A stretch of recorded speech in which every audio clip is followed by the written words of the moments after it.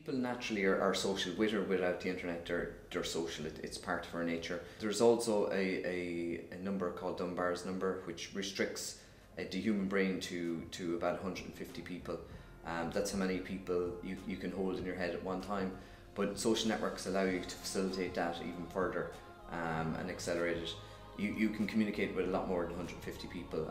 I have 300 or 400 people in my LinkedIn network. I have 2,500 people in my Twitter network, and it would be impossible to communicate with those people without social networks. There are different social networking platforms for different purposes. There are horses for courses. And of course LinkedIn is one of the professional ones, and now there's an academia social networking service for people in academia. LinkedIn is a professional social network. It's really like your CV, only with a social aspect to it. What it allows me to do from a professional point of view is to build up my own reputation. I put some of my knowledge there. You know, I answer questions on forums, I put information about what I've achieved or what knowledge I've gained, and I share that with other people. The whole point of that is I'm marketing myself to other people. When they see my profile on LinkedIn, they get a good picture of who I am professionally. They also get a good picture of what knowledge I have, and then in turn what knowledge I can bring to their business.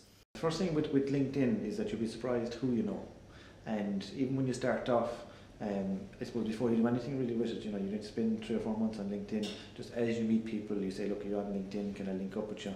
Then you get a critical mass. I rarely invite people anymore, but I get requests to link every week.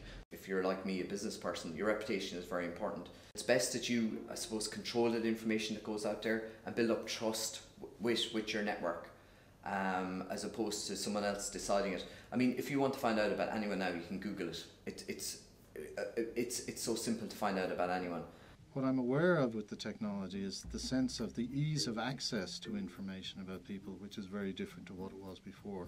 So the question is not simply around the issue of, is this, you know, is there more information in the public domain than there was 10 years ago? I guess the answer to that is yes, but the point is it may have been still potentially available through Freedom of Information Acts for several years. The issue is, with certain of the technologies we have today, that information can be literally at your fingertips, and at low cost, or in some cases no cost, you can pull up a huge amount of information about people. You can have applications that will search, you know, in microseconds, kind of huge databases of information that can pull records from, you know, courts, from public records databases, location information, physical addresses, law cases. And the point is that you can do that just by typing in a name and hitting return.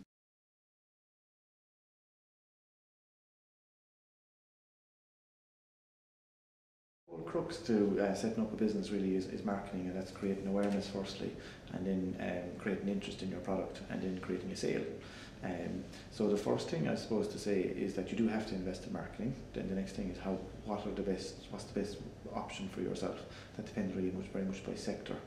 The big difference between traditional marketing and using social networks for marketing is, for traditional marketing you need bigger budgets. So it's more costly from a financial point of view, but with social networks it's more costly from a time point of view, but you do get a lot more back for that time.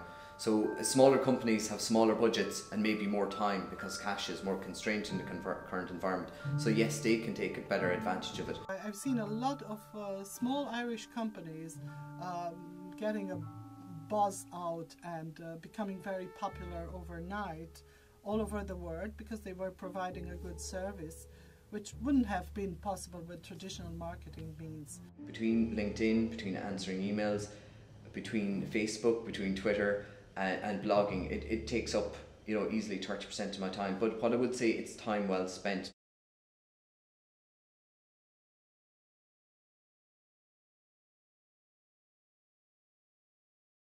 We want to encourage people to, in a sense, to think differently, and in some sense that's an area where working with artists, for instance, I find very interesting, because part of what artists do very often is look at the world from a different angle and raise questions and provoke, and in that sense having them play with these media and explore these media and provoke, both in positive or negative ways, but it shows us the bounds and how things could be different and otherwise, which I think it's very important to keep in mind. It has never been easier to collaborate across distances, time zones and cultures. It's definitely turned the balance in favour of small companies.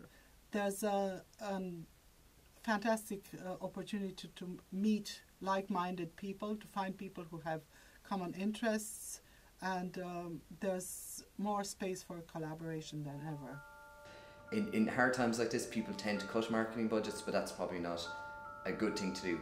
And I suppose with economically, because of where we're at now, money's a lot tighter.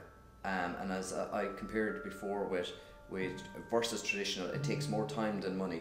People have a lot more time and a lot less money. Therefore, it's a perfect time to take advantage of this. The fact that people can gossip about what happened to them using a specific product or while trying to use a specific service has changed the rules of the game and gave power to the people in a way.